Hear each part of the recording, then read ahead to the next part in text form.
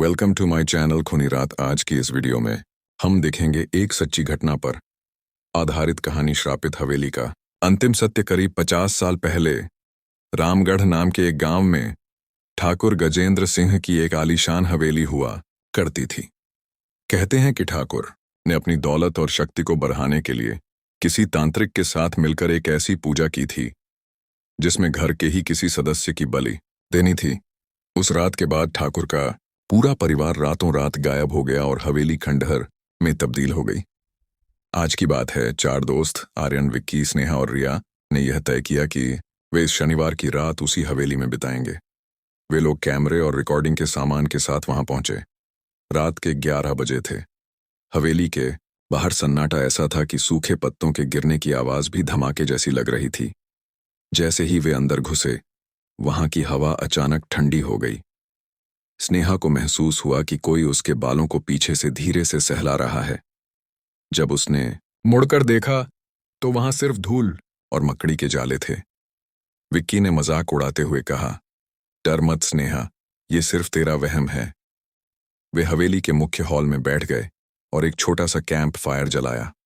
विक्की ने अपना रिकॉर्डर चालू किया और हवा में पूछा, क्या यहां कोई है? अगर है तो हमें कोई संकेत दो। करीब 2 मिनट तक सन्नाटा रहा।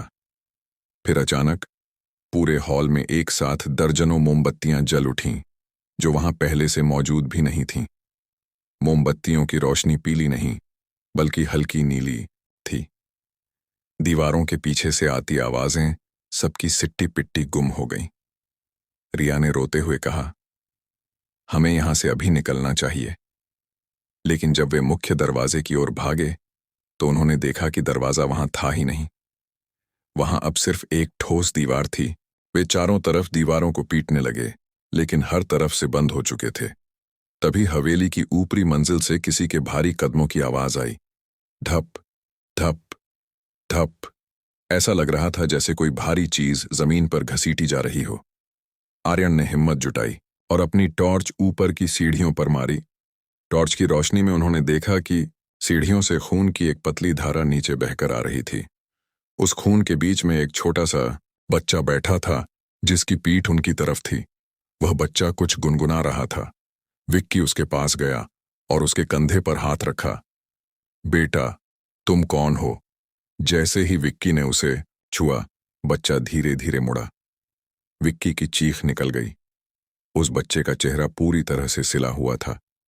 उसकी आंखों और मुंह को मोटे काले धागों से सिल दिया गया था। वह अपनी सिली हुई आंखों से विक्की को देख रहा था। अचानक हवेली के सारे दरवाजे और खिड़कियां अपने आप खुलने और बंद होने लगे। हवा में ठाकुर गजेंद्र सिंह की भारी आवाज गूंजी, मुझे मेरी आखिरी बलि मिल गई।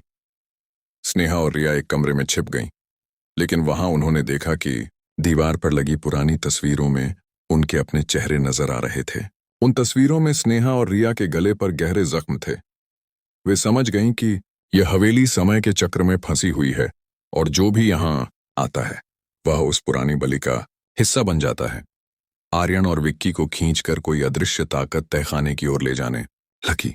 तहखाने का दरवाजा खुला और अंदर से सड़ी हुई लाशों की गंध आने लगी। वहां सैकड़ों कंकाल पड़े थे और उन सबके चेहरे उसी बच्चे की तरह सिले हुए थे। अंत या नई शुरुआत।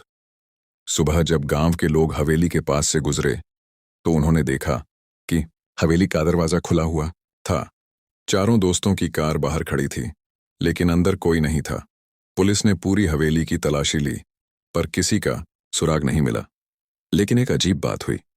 हवेली के मुख्य हॉल में एक नई पेंटिंग टंगी थी। उस पेंटिंग में 4 नए लोग बने थे, आर्यन, विक्की, स्नेहा और रिया। उनके चेहरे पर खौफ था और उनकी आंखों को काले धागों से सिला गया था। कहते हैं कि आज भी अगर कोई उस हवेली के पास कान लगाकर सुने तो उसे 4 दोस्तों के चिल्लाने की आवाजें सुनाई देती हैं, जो कह रहे हैं, हमें बाहर निकालो, यहां बहुत अंधेरा है।